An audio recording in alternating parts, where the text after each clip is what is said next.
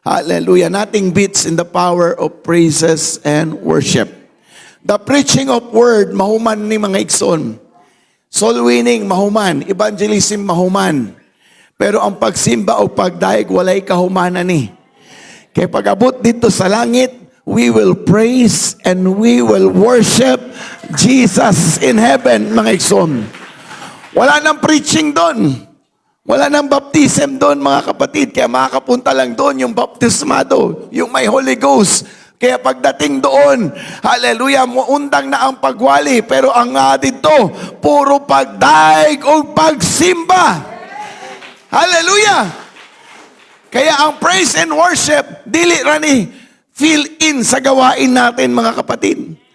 Dili lang ni napampatsada lang sa worship natin, sa simba natin na nindot na natay musician, nindot nga natay mga singers, nindot nga natay mga nindot na mga gamit na magamit sa pagdaig para lang magmukhang nindot ang simba natin. These are not fillers. Hindi ito warm up lang, mga kapatid, at pampahype sa gawain.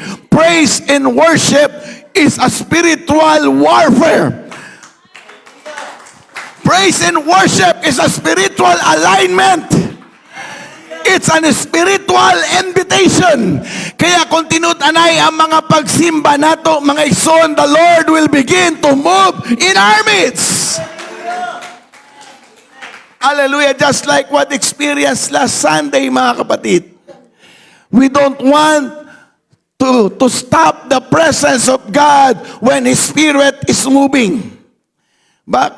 Dita mo yung time sa Lord, ha?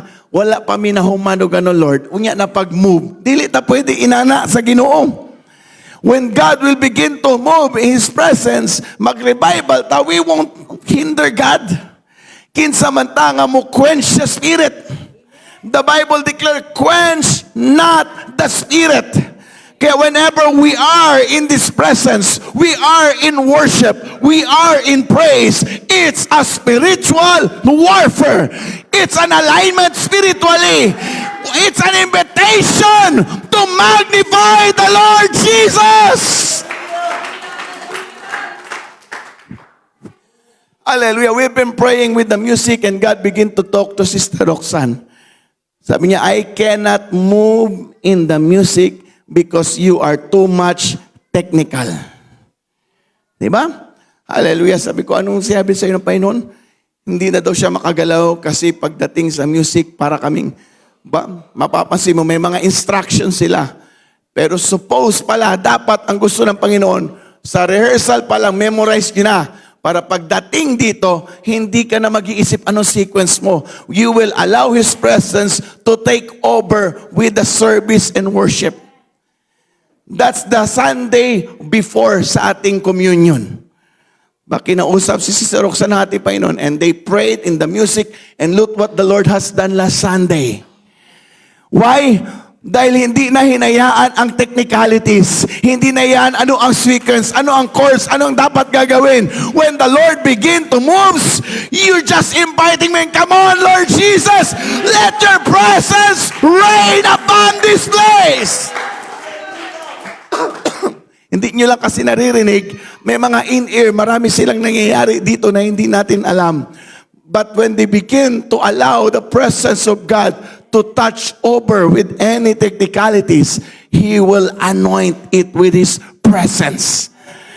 Yes, we have program in this church. May program head tayo, andyan dyan si Brother Raymond. But when the Lord begin to steps in, hindi tayo makikialam. We'll just allow His presence because we are here to be filled with the Lord's presence.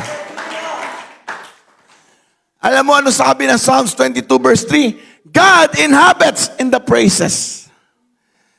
So kung walang praises sa lugar na to, walay Ginoo diri. Diba?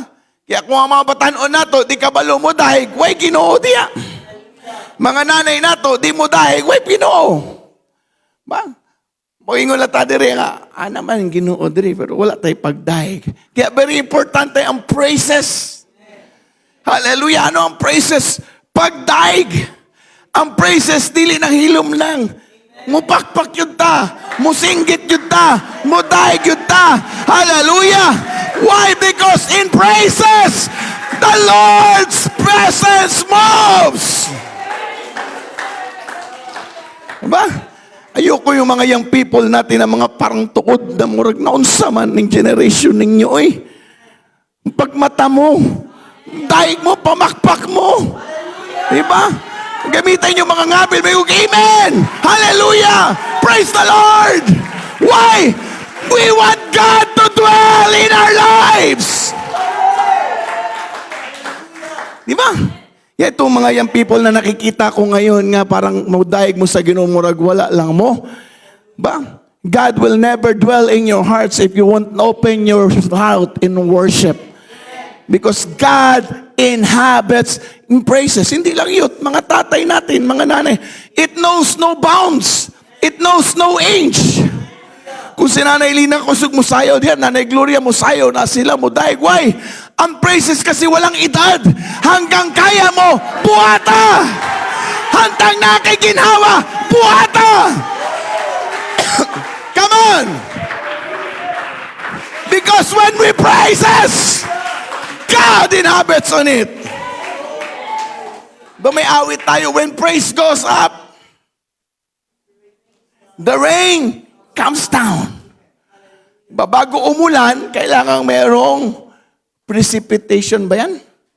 Evaporation, and then precipitation, condensation, participation. Di ba? Hallelujah. Kailangan ganun mga igsoon. Kaya nga ang church natin, maingay tayo. Why? Because praise is important for us. Hallelujah. Ano ba ang praise? Ano ba ang gagawin ng praise? Yung pagpalakpak lang, sumigaw, kaya napipreach. Sabto na to, para kabalo tao sa atong buhaton. Diba? Mga young people, tatay, mga nanay. Ano ba ang praise? Praise is thanking God for what He has done. Magpasalamat ta sa Diyos kung unsay ang gibuhat. Na ang pangutana, kung sabay gibuhat sa Diyos sa imong kinabuhi.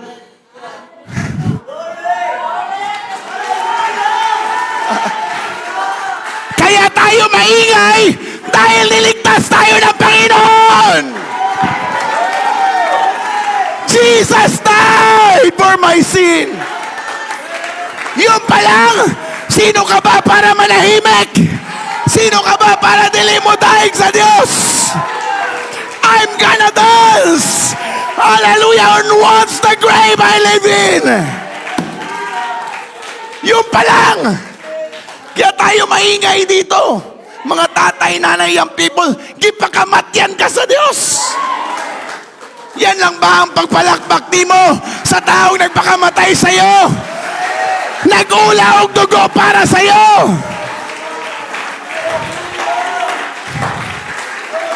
Amen. That's why we praise. Because walay tao diri karon na walay gibuhatan sa Diyos ug maayo.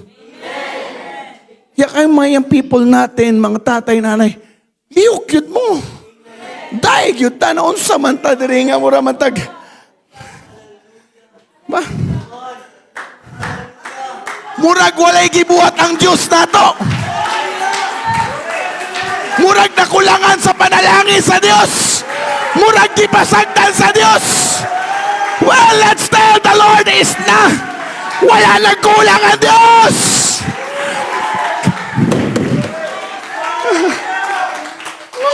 Muday ka sa Diyos, murag tipid kay kang muday ka. Ay, pagmataoy. Amen? Hallelujah. Atong preaching na to, Mekson, gustong ipamuka sa Diyos sa iyo ngayon. Nga kung di ka kabalo muday saya, He will do something in your life that you will begin to praise Him. Huwag mo nang antayin pa kumilos siya para mag-praise ka. Ngayon pa lang, praise Him for your life. Praise Him for your victory. Praise Him for what He has done for you.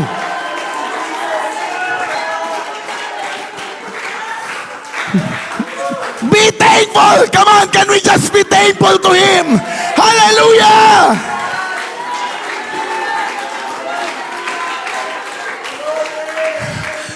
Ba, ayaw ka uwaw. Edward Gali, di mauwaw. Ayaw ka uwaw pagdaig sa Diyos. tas kag kamot. Unsa mi akong buhat naman tas ko mara magmauwaw. Ayaw ko, wow. Why? I thank God. Salamat ko sa Diyos. Diba, Edward? Salamat kay Jesus. Sa unang makasasala. Pero karon here I am. I am changed by the blood. Kaya ka sumisigaw na hallelujah. Hallelujah is the highest praise for God. Why we shout hallelujah? Kay no words can compare sa kamaayo sa Ginoo na gibuhat sa akong kinabuhi. He is magnificent. He is eternal. That's why young people, kung yung ano lang, you just lift your hands. God, thank you for my life. Thank you for my family. Thank you for what you've done in my life. Now, nabay magpasalamat nga hilom? Wah? Kung tagaan ka karon og 100, di ba may ka, yes, thank you! Nakoy 100! Di ba? Why kay gitagaan ta? Alam nyo, ang praise not intended to be silent. Kasi pasalamat ba yan na? Moonang, praise is loud. Praise is a noise. Praise is rejoicing. Because I received something. Come on, come on, come on. Oh, hallelujah. Hallelujah. If you have received something, can you just be shouting? Hallelujah. Come on. Yes. Woo.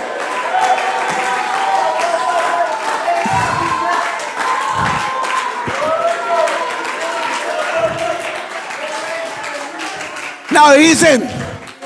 Thank you for that loud. Yan ang totoong praise. Now, praise and worship. Ang praise is thanking God. Worship is honoring God for who He is. Kaya lagi magkasama, praises and worship. Praise is saba, loud. Worship, lalum. Ha? Lalum. Na pwede ba magsaba-saba nga lalum? Yes. Ba? Kasi may mga loud na may ingay ngayon, yun yung mga fake na worship. Talon-talon lang. Lapit-lapit lang dito na parang pumapalakpak. Pero walang nangyayari. Hindi ibig sabihin na lumapit kayo dito, praise na yon. Lumapit kayo dito, worship na yon. Hindi ibig sabihin na pag nakalapit dito, yon, praise and worship na. Kailangan ang praise, magpasalamat. Mudaig sa Diyos. Inyong worship, yung buong-buo ang puso mo. Nagpapasalamat ako. Muawit ko. Musayaw ko. Yes, come on. I don't want an hypocrite worshipers. Nga nagpakaroon ka lang ng worship kahit everybody is coming here on front. Kung lalapit tayo dito, lapit tayo nga buo. Yung buo yung pag-worship mo. Na may puso at may lakas at mayroong buong kaluluwa. Now you are not just there watching ganda ng music. You're just there. Why? Because you honor God. Alam nyo, ang paglapit natin, it shows honor. It shows respect. Kaya hanggat makakaya natin makalapit tayo, come. Why? Because we give honor. It's a moment to dance before the Lord. Whew. It's a moment to praise the Lord. It's a moment to shout for Jesus. Okay, if you come over here, it's not just a show, it's a worship.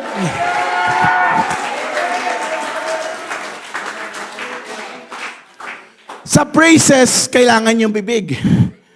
Ba, bibig. Ba? Hallelujah. Praise the Lord. Thank you, Jesus. You are magnificent. You are glorious. Big. You are beautiful. You're my healer. Big. Pero sa worship, buhay. Yung sinasabi mo, anong ginawa niya sa buhay mo? Kaya kung mag-worship ka nga, minahal ka ni Jesus, pagtaas mo lang kamay, Lord, I love you. Magtulo-tulo na yung mong luha. Yung special song kanina na I am crucified with Christ, for you, parang wala lang yun. Pero para sa akin, it's a something that the Lord gives in my heart that I worship Him. It's my life. It's my song for Jesus. Come on, you may have a different experience for me, but when we come to His presence, come with your mouth, come with your life. Oh, come on, come on, come on. Come on, praise and worship, mouth and life. Come on, yes, hallelujah. You know what, church? We can praise without music. You can still worship even when you don't feel like it. But we don't want to be hypocrite in God's presence. Nangyari sa atin yung Sunday na yun because we felt the weight of His precious blood. We felt the weight of His sacrifices. We felt the weight of what God has done. Kaya yung mood ng spirit natin, ng bawat isa sa atin, yung puso natin, Lord, ayoko magkasala sa iyo. Lord, I'm examining my heart. I want to be ready to receive your body, to receive your blood. Kaya when we come to worship, nandun yung mouth, andun yung life, that when we begin to lift up the Lord, hallelujah, and the music has been instructed by God. Don't be technical. Let my spirit hold on it. Oh, come on. You begin to enjoy the mighty presence of the Lord. Ang revival doesn't happen by accident. It happens when there's a mouth and a life praising and worshiping Him. Hallelujah. Kahit anong sitwasyon meron tayo sa buhay, when praise and worship is there, it will be changed.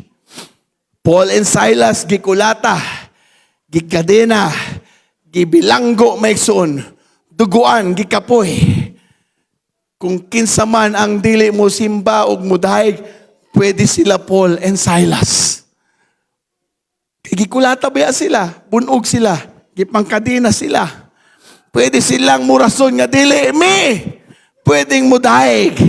Pero ang Bible nagaingon in verse 25, diha sa kadlawon, si Paul o si Silas nagampo o nagsugod og awit sa Ginoo. Hallelujah. Alam mo, sa praise and worship, di lang tamo sayaw para mahitabo ang milagro. Or nahitabo na milagro, ay tamo dahig sa Diyos. But we have just whatever situation na meron ka, daiga ang Diyos. Na mga bunog o kasing-kasing diri, kikulatag kinabuhi diri mga igsoon. Hallelujah. You have all the reason not to worship. But God, show us right now.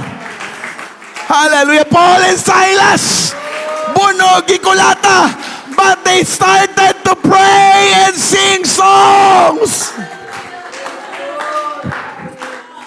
Hindi maiwasan.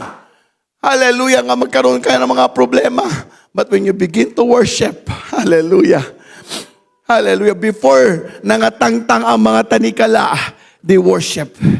Before naabrihan ang mga gipanggapo silang tiil, they worship. Before naabri ang kulungan, they worship. Hindi nila iniisip yun na mag-worship tayo para magkaroon ng milagro. No, they just worship. Kaya dili ta pwede diri nga mudaig musimba ta para sa milagro. Muday ko karon para milagruhon ko sa Ginoo. Wrong.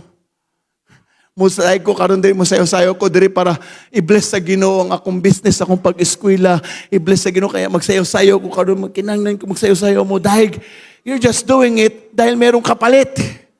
Ayaw ni Jesus yun. Mahirap magmahal sa taong may kapalit ang lahat ng ginagawa. Diba? Hallelujah. Ang totoong mahal mo kahit walang kapalit, you're always giving your best. Kahit anong mangyari, bahala kang hindi, I'm giving my best. Why? Mahal ko siya. Kaya anong mangyari, wala mang kapalit na kiss galing kay Sister Roxanne, I'm give my best. Wala mang gift siyang ibigay sa akin, I give my best. Why? Mahal ko siya. The same thing with the Lord. Huwag kang mag-serve sa Kanya for blessings. Mag-serve ka dahil mahal mo siya. Mag-worship ka dahil God has done great things for you.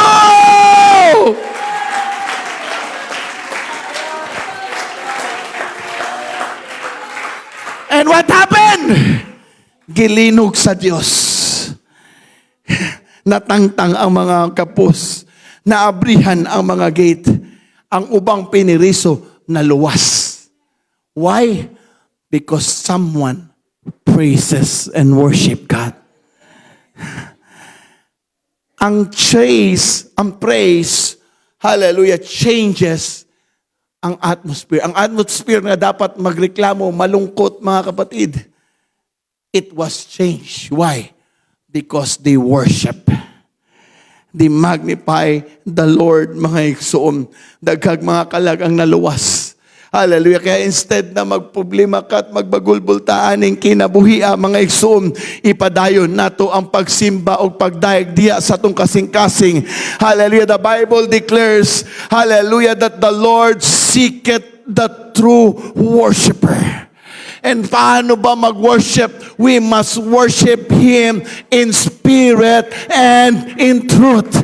Hallelujah! Ang pagdaig nga naibala ang Espiritu, yung pagdaig ba nga naglitok kaglaing pinulungan, nga wala lang nag-ambak-ambak tungod kay nalipay, nag-ambak-ambak tungod kay naibagla ang Espiritu! Worship the Lord in spirit and in truth! Woo! Everybody say, woo! Kailan mo thermometer? Ha? Thermometer. O say trabaho sa thermometer. Butang sa ilok para makuha ang body temperature. Kung unsa kainit ang lawas, may bawaan ang thermometer. Kailan mo thermostat? Wala. Kaila? Unsa ng thermostat? Thermostat, example nato ning aircon nato, kanang nasa likod. Naakay iset nga temperature. Butang nato is 23. So, kung ang temperature muubos sa 23, muubos sa 23, ipasaka niya, tama ba ipasaka? Para mag-23. O kung sobra kabugnaw, ipasaka niya into 23 kasi ubos is bugnaw. So ipainit, umuundang siya pabugnaw para makuha ang temperature into 23. O kung sobra pod kainit, butang na to 25 ang temperature, magpabugnaw siya para muubos og 23. So unsay trabaho ni thermostat? Ginausab niya ang temperature. So kung bugnaw ra kayo, iyang ipainit, or kung init ra kayo, ipabugnaw niya. Depende kung unsa nga temperature nimo giset. Excited ko, ani ba? Ang thermometer, dili ganahan ang Ginoo maigsoon na mga modaig sa iya nga morag thermometer ba? Ang say trabaho lang. Mudaig lang ko sa imo ha, Ginoo, kung maayo na ang butang. Yun naman temperature. I-check naman yung temperature. Pag nakuha na ang temperature, aya ra siya mo tingog. Aya ra siya mo daig. Diba? God, I worship you when I feel good na. Lord, mudaig ko. If gamiton ko nimo sa music, aya ra ko mudaig. Lord, kung leader na ko, aya ko mo simba sa imo ha. Yan yung mga thermometer. Magdaig lang ako pag reunion, ay ano na mo, communion, pero pag di na communion, di na ko. Thermometer, ayaw ng Diyos yun. Ang hinahanap ng Panginoon yung totoong pagsimba, thermostat. Di ba? Hindi niya sinasabi ano ang situation. Pinabago niya. Sineset niya, mga kapatid. Hallelujah. Kaya when you praise, yan niya ha, kung mudaig ka, wala na ito ginadinay nga may problema. May problema. But I will choose to praise. Hindi kaya problema pag sulay, I will still praise and worship the Lord.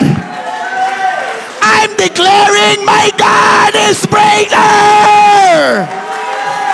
I'm setting my heart. I will set my heart. I will worship God. Oh, come on, young people! Nanay, tatay, mga bata! Set our hearts! Come on, come on, come on!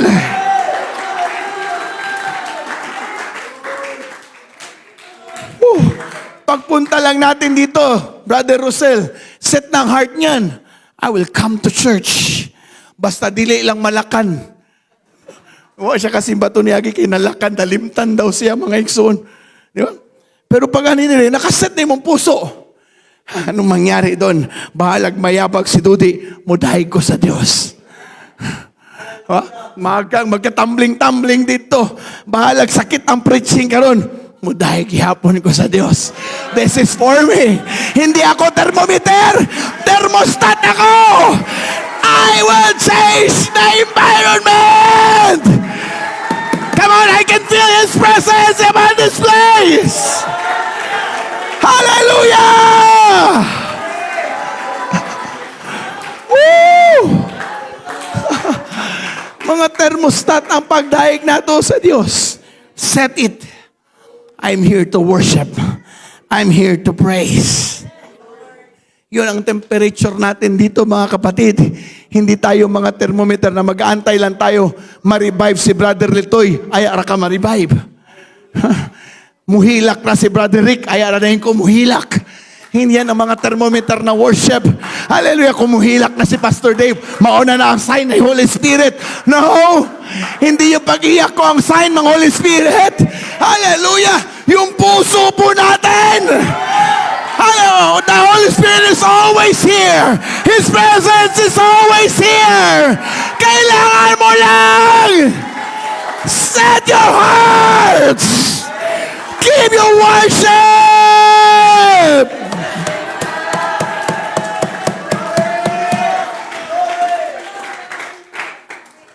Alam nyo, walang pakialam ang demonyo sa mga hilumon na Kristiyano. I'm sorry. Hilumon si Monmon, pero pag mo daig na, saba kayo na. Kanang mga nasa taas, introvert sila by character. But when it comes to worship, walang introvert. Si Madam Rox, hindi nyo pa yan narinig mag-speaking tongues.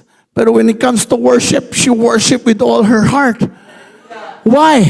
Because walang pakialam ang demonyo sa mga hilumon. Hilumon, ako na siya. Di na mo daig, ako na siya. Diba?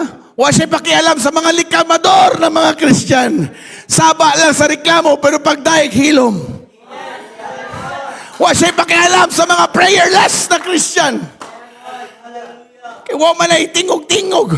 Pag daig ganyan sa oras, wala na siya. Kaya nga mo taas, kay hunahuna niya. Taas ko, ulaw kayo. Why? Prayerless, complainer, hilumon kayo, mga igsoon. Mo na ang demonyo, dili ko busy, busy ko aning kining mga thermostat na mga Christian ba? Nang tao na sa Ginoo ko kani, mo na Sister Mel na thermostat ni Bakim. Hallelujah. Dahil yun ni sa Ginoo, balagwa na nagkadimao, nalangan ng pagkaon mo, dahil giyapo na siya sa Dios.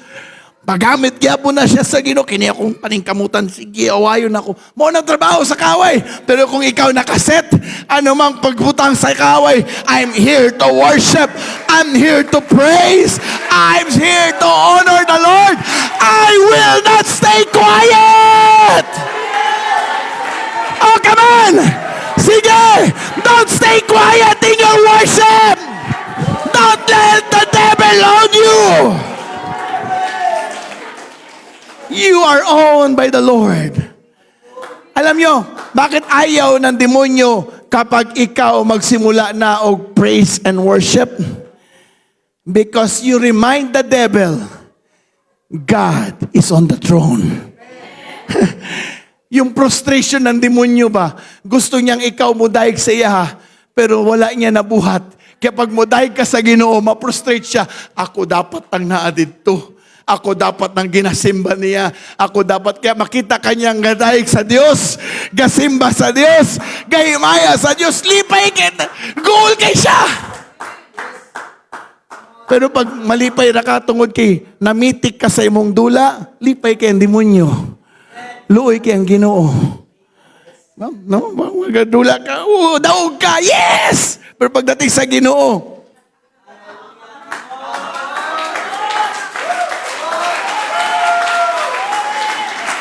sa dula, sniper ba, skill ba, sa magkabugok, magkabugok. Pero pagdating dito, worship.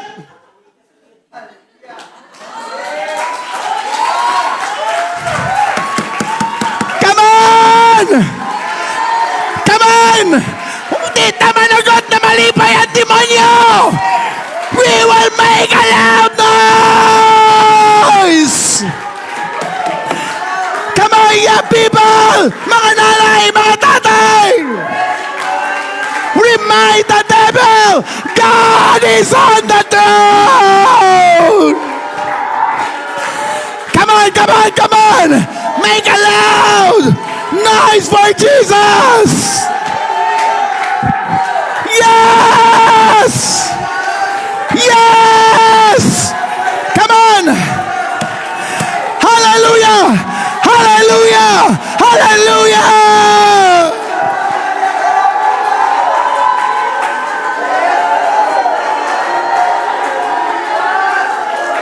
Sige! Let your praise change your situation! Change your atmosphere! Yes! Come on! Come on! Come on! Woo! Yes, yes, yes, yes, yes, yes!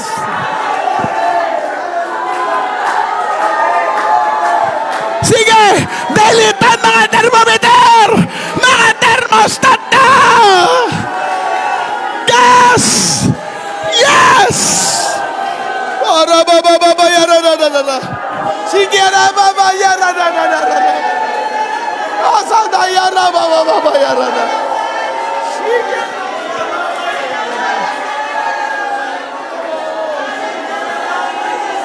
Jesus. Yara bababayaran. Yara bababayaran. Hallelujah. Yes. Come on! Praise Him with your mouth. Worship Him with your life. Praise the Lord with your mouth. Worship Him with your life.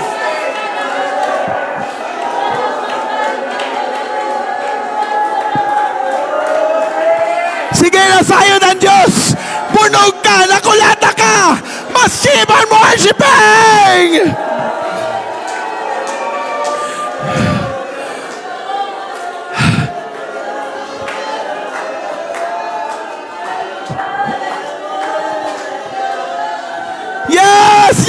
Yes! Come on! That's it! Ayaw lang tawag imong igsoon. Be involved on it. Participate on it. Daigan Diyos! That's it, that's it. That's it. Come on, young people. Mga tatay, mga nanay. Faith is not based on your feelings. It's not based on your emotion. It's based on your faith to God. Come on, praise God before your breakthrough. Praise God. God, I trust you. Even in the midnight hour, I trust you.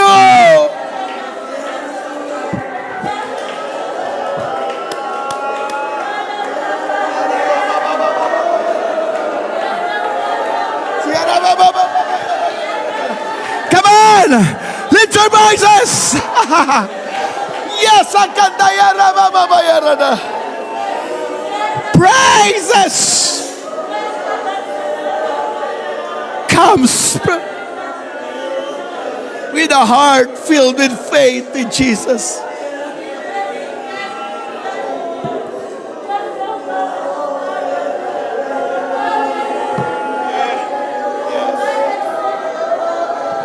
Sugdi ka ng pagpasalamat sa Diyos. That's praise. Hallelujah. And as you give thanks to Him, emboldened with worship, honor Him.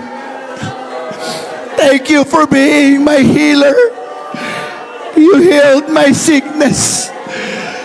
Thank you, you're my provider. You provide my needs. Thank you, you're my restorer. You restored what the devil has taken from me. You are my Savior. You died for my sin. Come on. Thank Him for what He has done and worship Him because He had touched your life. Oh, yara ba ba ba ba ba yara na. Oh, asanta yara ba ba yara. Yara ba ba ba ba ba ba yara na na na. Saka yara ba ba ba ba yara na na na.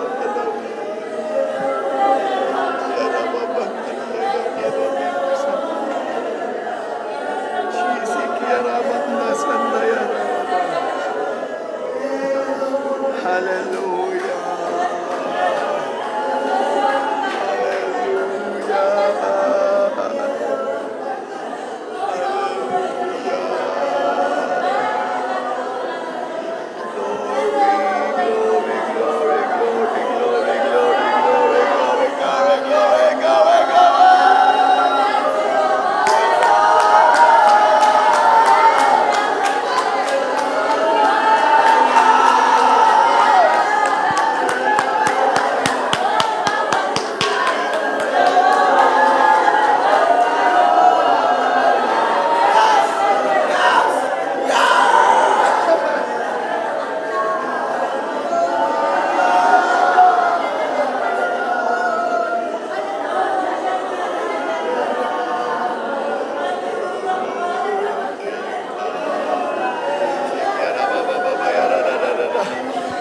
Sige.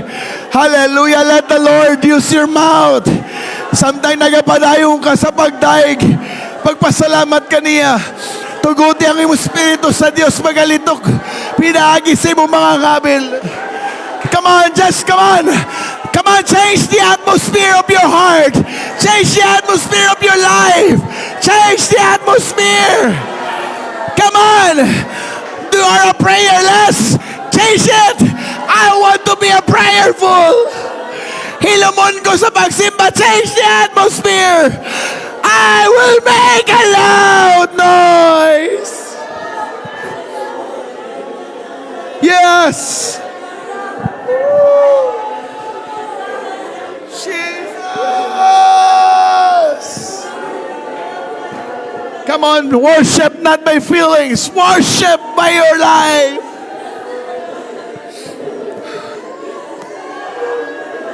worship by your life. Oh, hallelujah.